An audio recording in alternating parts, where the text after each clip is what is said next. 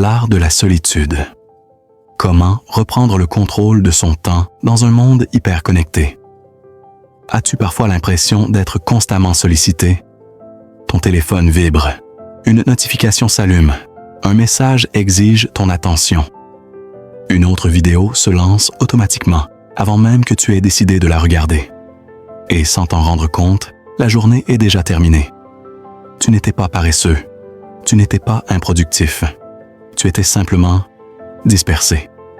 Et si je te disais qu'il existe un moyen de reprendre possession de ton espace mental et de retrouver une paix authentique, non pas en disparaissant du monde, non pas en supprimant toutes les applications, mais en maîtrisant quelque chose que la plupart des gens craignent aujourd'hui, la solitude. Pas l'isolement, pas la solitude subie, mais la solitude choisie.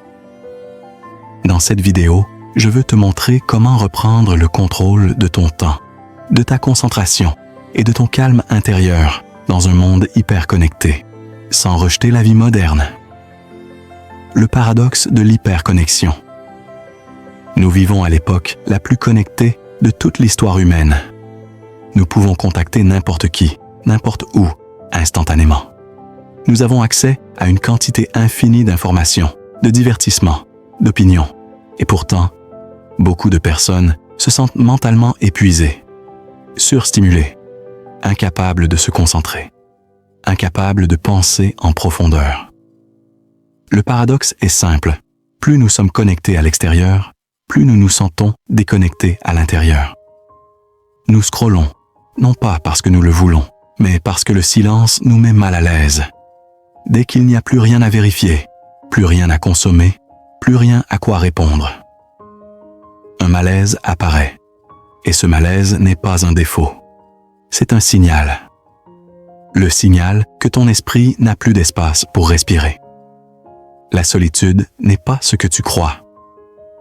Quand la plupart des gens entendent le mot « solitude », ils imaginent quelque chose de négatif.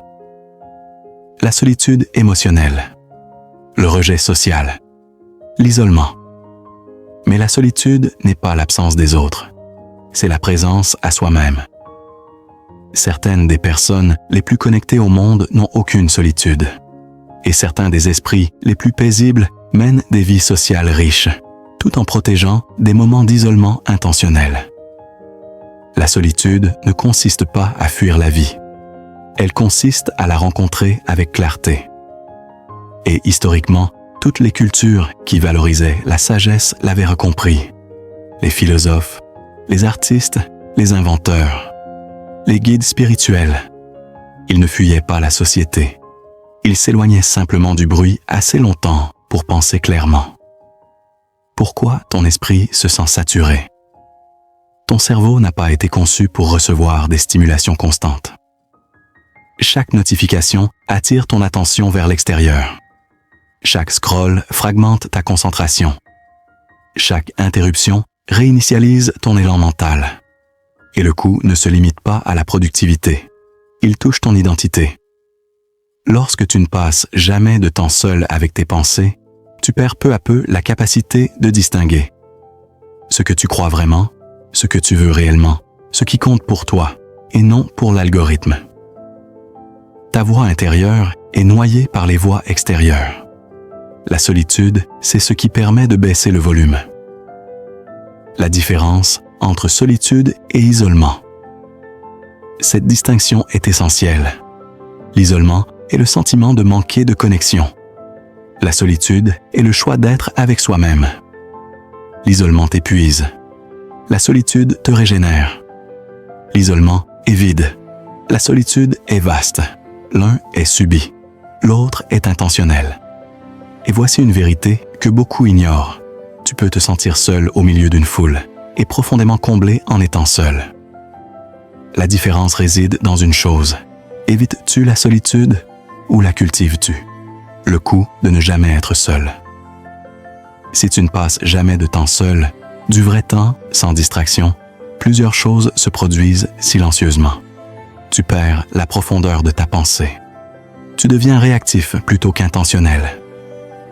Tu poursuis la stimulation au lieu du sens. Tu confonds agitation et but. La plupart des gens ne manquent pas d'intelligence. Ils manquent de silence. Et sans silence, la sagesse n'a jamais le temps de se former. La solitude est l'endroit où les pensées se relient, où les émotions se calment, où les prises de conscience émergent. Ce n'est pas spectaculaire, ce n'est pas bruyant, mais c'est puissant. La solitude comme compétence moderne. En 2026, la solitude n'est plus un luxe.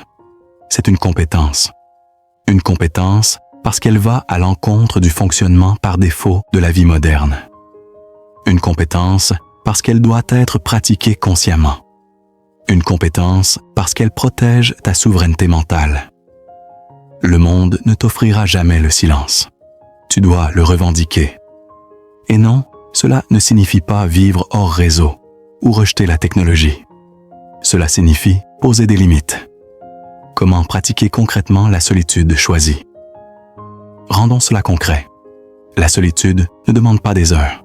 Elle demande de la régularité. 1. Commence par la micro-solitude. 5 minutes. 10 minutes. Sans téléphone, sans musique, sans contenu. Juste toi et tes pensées. Assieds-toi à toi. Marche. Respire. Au début, ton esprit sera agité. C'est normal. Tu n'échoues pas. Tu te détoxifies. 2. Crée des zones sans input. Installe des moments de la journée où rien de nouveau n'entre dans ton esprit. Pas d'actualité, pas de message, pas de contenu. Le matin est idéal. La dernière heure avant le sommeil aussi. Ton cerveau a besoin de temps, non pas pour réagir, mais pour intégrer. 3. Réapprends à t'ennuyer. L'ennui n'est pas un problème, c'est une porte. Chaque percée créative commence après l'ennui, si tu ne fuis pas. Quand tu résistes à l'envie de combler chaque vide par de la stimulation, ton esprit commence à créer. Les idées émergent, les questions apparaissent, la clarté se forme. 4. Utilise la solitude pour observer, pas ruminer. La solitude n'est pas faite pour suranalyser, elle est faite pour observer. Pose-toi des questions simples. Qu'est-ce qui m'a vidé aujourd'hui? Qu'est-ce qui m'a nourri? Qu'est-ce que j'évite? Qu'est-ce qui compte vraiment en ce moment? Écris si ça t'aide. Réfléchis si ça ne t'aide pas. Le but n'est pas d'avoir des réponses, c'est d'avoir de la conscience. Pourquoi la solitude renforce la concentration? La concentration profonde ne peut pas exister dans un esprit distrait. Tout accomplissement significatif, écrire, construire, apprendre, créer, exige une attention soutenue. La solitude entraîne ce muscle. Quand tu es seul sans distraction, ton esprit apprend à rester plus longtemps sur une seule chose. C'est pourquoi le travail profond est si rare aujourd'hui. Et pourquoi ceux qui savent le pratiquer discrètement finissent par dépasser les autres avec le temps. La solitude ne te rend pas plus lent, elle te rend plus précis. Solitude et résilience émotionnelle. Lorsque tu évites la solitude, les émotions s'accumulent. Stress, anxiété, frustration. La solitude relâche cette pression. Non pas par la distraction, mais par le traitement intérieur. Quand tu fais face à l'inconfort, au lieu de le fuir, quelque chose change. Les émotions perdent leur emprise. Les pensées perdent leur urgence. La perspective revient. Tu ne deviens pas insensible. Tu deviens émotionnellement lucide. La peur d'être seul.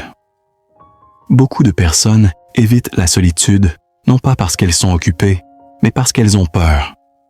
Peur du silence. Peur des pensées non résolues.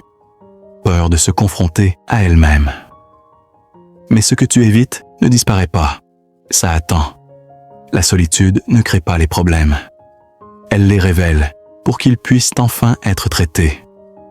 Et c'est là que la croissance commence. La solitude ne signifie pas la déconnexion. C'est essentiel. La solitude ne détruit pas les relations. Elle les améliore. Quand tu te connais, tu es plus présent pour les autres. Quand tu es centré, tu ne cherches plus constamment la validation. Quand tu es ancré, la connexion devient un choix, pas un besoin. Une solitude saine mène à des relations plus saines. Une vie choisie, pas subie. La plupart des gens vivent de manière réactive. Ils répondent aux messages, ils réagissent aux tendances, ils poursuivent l'urgence. La solitude te fait passer de la réaction à l'intention. Au lieu de demander « Qu'est-ce qui se passe ?», tu commences à demander « Qu'est-ce qui mérite mon énergie ?» C'est le fondement d'une vie qui a du sens. L'avantage du calme. Dans un monde bruyant, le calme devient un avantage. Pendant que les autres scrollent, tu réfléchis. Pendant que les autres réagissent, tu observes. Pendant que les autres se précipitent, tu construis lentement et délibérément. La solitude se cumule. Pas immédiatement, mais inévitablement. Réflexion finale. La solitude n'est pas un retrait de la vie. C'est une manière de la rencontrer selon tes propres termes.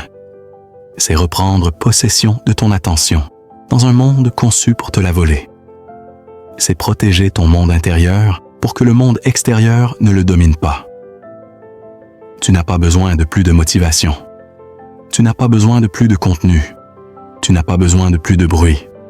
Tu as besoin d'espace.